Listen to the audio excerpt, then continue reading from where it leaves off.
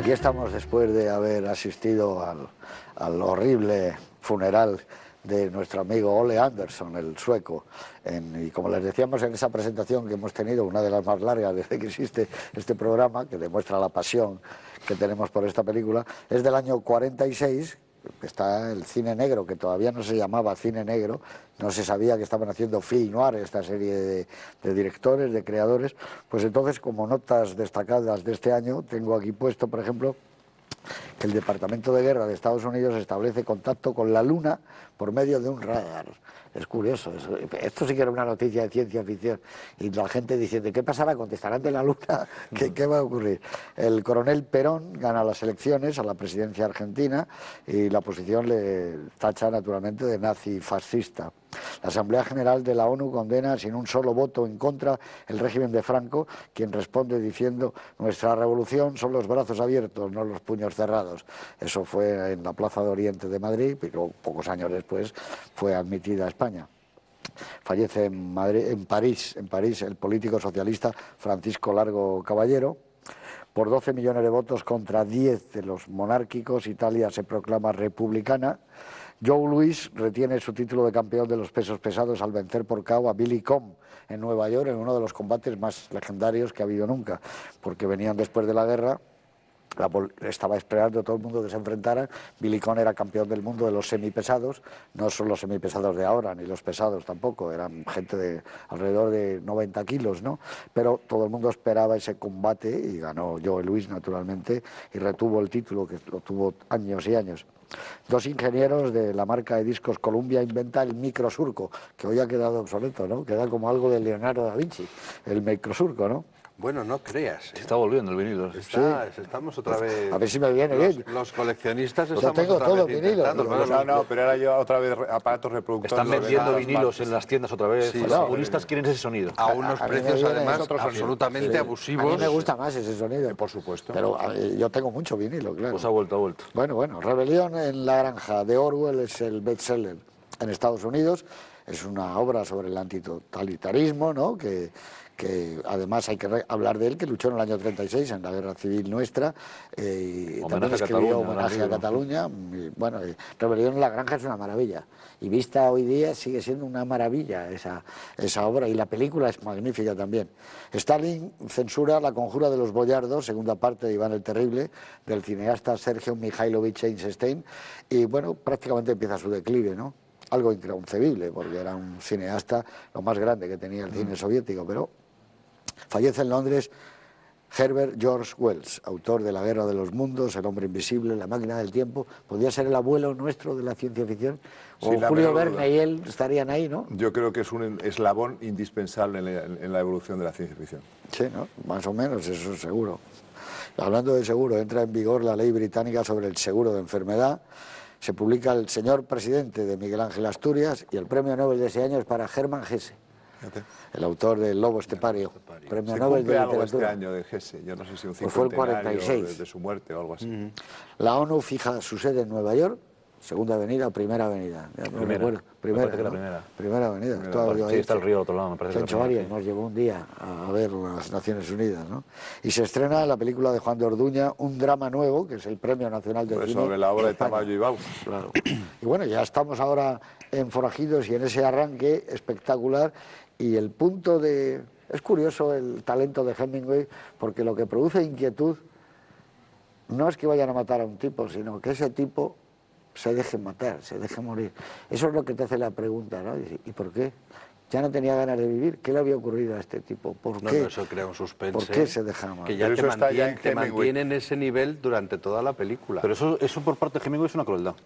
Porque cualquiera que sea lector o que haya tenido afán de escribir sabe perfectamente que cuando te pones a escribir una historia, no me refiero a un ensayo, una historia, una novela, un relato, el arranque tiene que ser plantear una pregunta y todo lo demás responderla. Y Hemingway plantea la pregunta y no la Pero responde. no solo en este cuento, Hemingway, en su colección de cuentos, aquí está en este volumen entera, pues realmente hay cuentos que también tienen esa misma técnica de dejar inacabado, en suspenso, lo que está ocurriendo para que el lector lo supla con su fantasía, con su imaginación. O sea que era una técnica muy hemingwayana. Es como una sobre todo en los complicidad, relatos, ¿no? Crear como una especie de complicidad No, con pero el, además, yo creo que con el incluso lector, es ¿no? muy la técnica además de escritura de Hemingway de los relatos, que son trallazos. Son trallazos. Él dijo, ella dijo, él Incluso dijo. la escritura, no puede ser más monda la escritura, no puedes sacar una sola palabra porque todas tienen una importancia capital en la frase.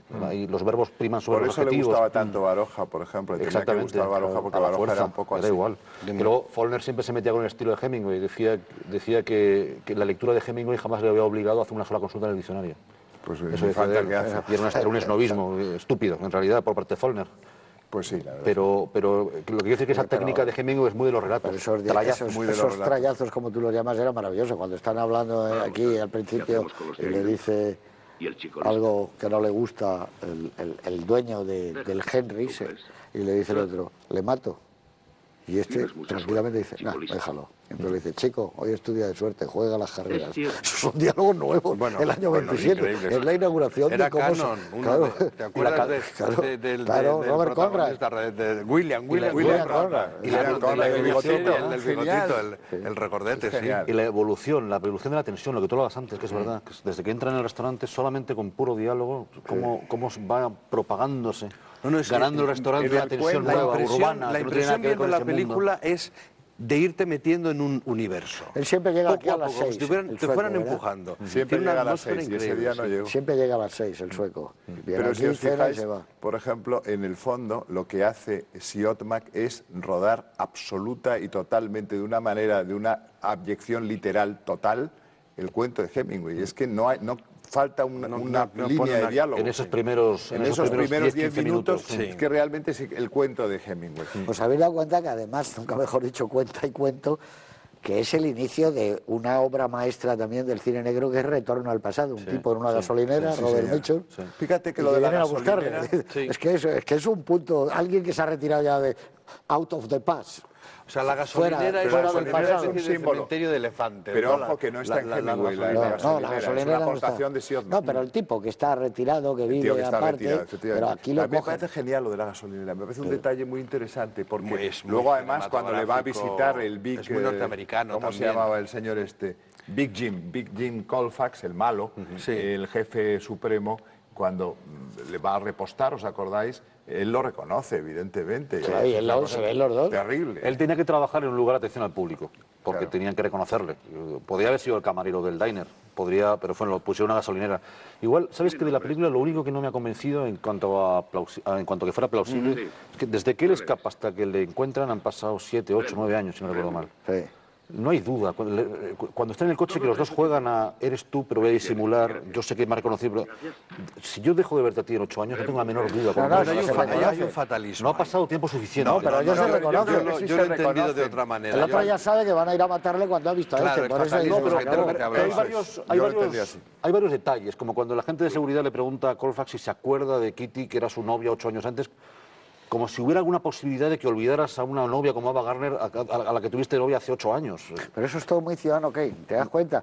Las preguntas, el estructurar la historia a partir de los cristales rotos e ir pegándolos. Acuérdate, en Ciudadano Kane está lo mismo. Usted se acuerda con no sé qué en un bar y siempre tomando No, si eso es una otra técnica copa. narrativa. ya No, no, sé. eso está Además, copiado por de eso es todo Kane, muy todo. fragmentado. Claro, Fíjate todo. que cada personaje que va entrevistando te lleva una faceta de la vida, El personaje de la vida del Charleston, sueco. por ejemplo, es fantástico. Eso es del año 41, Kane, y esto es el 46, está sacado Hombre, la igual. influencia evidentemente Es enorme. está todavía muy viva de Ciudadano Kane, pero luego lo curioso es cómo va mezclando las dos historias, de lo que pasó con esa banda y de lo que pasó con esa mujer y esa historia de amor por un lado, y luego cómo han ido Como el de alguna policía, forma, la como el- primera novia. como Está el muy agente bien de también el seguros va policía. A mí el buscando personaje que más me ha las- gustado siempre es el que mira las estrellas. El Charleston se llama. Ese, bueno. Y al final dice, no, yo ya no quiero meterme en este lío. Y eso está muy bien, cuando mira las estrellas le dice, aquella está, esta no sé qué. Y Burr Lancaster, que hace un personaje que no es listo, no es un tipo listo, al contrario. Se le engaña a todo el mundo. Todo el mundo lo engaña, ¿no? Hasta, fíjate tú. Y yo creo que él lo acepta bien también Se al nota que final cuando con ella esa va a cara, ¿no? buscarle por la noche para decirle, te la van a jugar y no sé qué, dice, pero bueno, todo eso para que se acueste con él esa noche, que es lo que da, y ya lo... En la secuencia, en la escena de la muerte, yo creo que la expresión de Burt Lancaster, que para mí está estupendo en su primera película, que es una cosa que me deja muy Sí, espléndido. O sea, está francamente bien. está eso que tú dices, está el saber, todo ese saber, todo lo que él ha aprendido y lo poco que ha podido aprender, porque realmente es un señor, es un perdedor, es un gran perdedor, y solamente ha aprendido a perder, y por eso se deja matar de esa manera tan dramática. Pero y también lado, por ¿no? Está cuestiones bonito rodado amorosas, eso. porque él ha perdido todo, perdiéndola a ella también. Yo creo que hay una especie de romanticismo límite. Esa ahí, fatalidad que le da ya un poco... Que es una historia fatalista. que siempre es buena. Si os acordáis que la otra película, que era Código de Lampa, que era de Código de Lampa, Killers, sí. allí eran Lee Marvin y Glu Gulager, dos tipos profesionales del crimen, que le encargan matar a un señor. Ese señor es John Cassavetes, que está dando clase en un colegio de ciegos. Y es impresionante porque ellos entran en aquel sitio y al principio no se dan cuenta que son ciegos con todo lo que están hablando. Hasta que ya, de pronto, se dan cuenta que ahí, no les tocan, que tiran una cosa y no lo ven. Y entonces lo que les impresiona a ellos es que van a matarlo, lo matan, y a Lee Marvin dice, pero no ha hecho ningún movimiento, no ha hecho nada, ¿por qué? Y entonces ellos dicen, vamos a ver, ¿por qué este tipo se ha dejado matar por los $20.000 que nos dan a nosotros? No puede ser. Empiezan a investigar a los que les han contratado, y les han contratado la chica, que era la que sabía dónde tenía el dinero, Angie Dickinson, tal. Pero en esa película hay una cosa muy curiosa, que no me extraña que nuestro querido Clint Eastwood, cuando hizo Sin Perdón, le dedicara la película a Sergio Leone y a Don, que es Donald Siegel, es el director de esa película y que luego haría Harry el Sucio. Y es que cuando muere, al final acribillado en el último plano de la película, Lee Marvin, por la policía, él ya ha matado a la chica, ha matado a todos, hace así, con la mano, y empieza, ¡pua! ¡pua! Y cae muerto. Y eso lo saca Clint Eastwood en el final de la película de Gran Torino, cuando saca con la mano, ¿no? Es curioso, pero eso estaba en esa película. Cuando mencionabas el personaje, que yo creo que es un catalizador lo mismo del cine negro del western, el personaje que tiene un pasado, que anda perdido y que el pasado viene a buscarlo. Will Money. Sin perdón, es William Money. Que cuando aparece este chico que viene a buscarlo, el matón miope, le dice, cada vez que aparece una silueta en el horizonte, creo que es aquel que viene a buscarme por lo que he hecho en el pasado. Es una frase de cine negro también, y es western. Compatible con el western. Pero es lo mismo, en vez de una gasolinera, William Money está en un rancho miserable alimentando cerdos.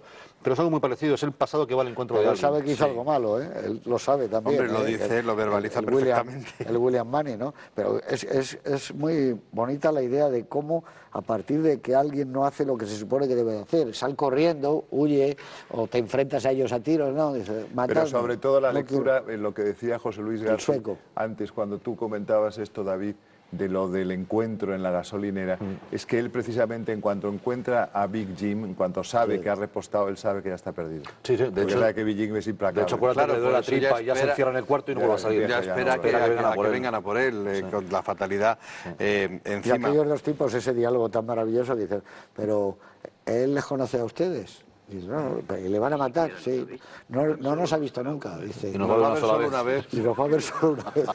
Pero lo curioso es que esos dos personajes en la película de Siegel cobran un protagonismo que creo que es son los protagonistas. Para cambiar la perspectiva hay que brindarle a Don Siegel digamos, el mérito de haberse inventado aquel de otra manera, claro. De otra manera, pues entonces, de algún modo, reproduce. Es otra perspectiva. Claro, los dos asesinos tienen hasta una vis cómica, ¿eh? Llega, el gordo y el iba flaco, a decir, con el otro con los mostachotes. Esto es tan largo, o sea, ese proceso de los dos, que de alguna forma aparecen aquí por primera vez, que yo los encuentro hasta en el Travolta y el otro compañero de Pulp Fiction. Sí, estoy de acuerdo. Tienen algo, También algo hay que un ver homenaje con a esto, ese tipo de es género. son unos probablemente un asesinos, homenaje. no llamémoslos entrañables, pero bien, sí muy típicos. De hecho, si quieres Samuel forzar, L. Jackson, que no me salía. Si quieres forzar más la comparación, el montaje de Quentin Tarantino en Pulp Fiction se parece hasta no es un flashback, pero en cuanto al desorden. Exacto. En cuanto al desorden. No, y que en un momento determinado recoge la película y la echa para otro lado. ¿Ves lo que ha ocurrido, las consecuencias de un hecho o de una acción antes de ver la acción? Pero eso es que te empieza cuando coge el cabo del chico. Interés. Ahí se despierta ya al vestuario y tiene mucho que ver. Pero crea mucho interés, es una forma de narrar muy interesante. Hemingway, que despotricaba de las películas, en este libro que se llama Hemingway y sus películas, la única que le gustaba era esta, y se hizo con una copia en 16 milímetros, y siempre que tenía un invitado, pone aquí en Finca Vigía, le ponía la película. Sobre todo los primeros 10 minutos le parecían maravillosos a él. Claro, porque son suyos. Bueno, de hecho, el papel de Hemingway es impresionante, en el sentido de que la película, el primer plano del cartel de la película es Ernest Hemingway's The Killers. Claro, claro. O sea, además en letra gordísima. Quiero Sí. decir, Ernest Sí, Hemingway. sí, sí. Démonos Y cuenta luego de la importancia que tenía el 46 Hemingway entonces en la... Mira lo que se había en hecho. la literatura Acababa de norteamericana. hacerse Tener y no tener. Sí, Claro. justo un Hemingway año antes, se había echado efectivamente. Días a las armas. Hemingway también, o sea que Hemingway estaba en el momento. En el de- momento, digamos... ¿Cómo no como le iban a dicen odiar ahora, muchos a Hemingway? Si era un triunfador brutal. Y eso que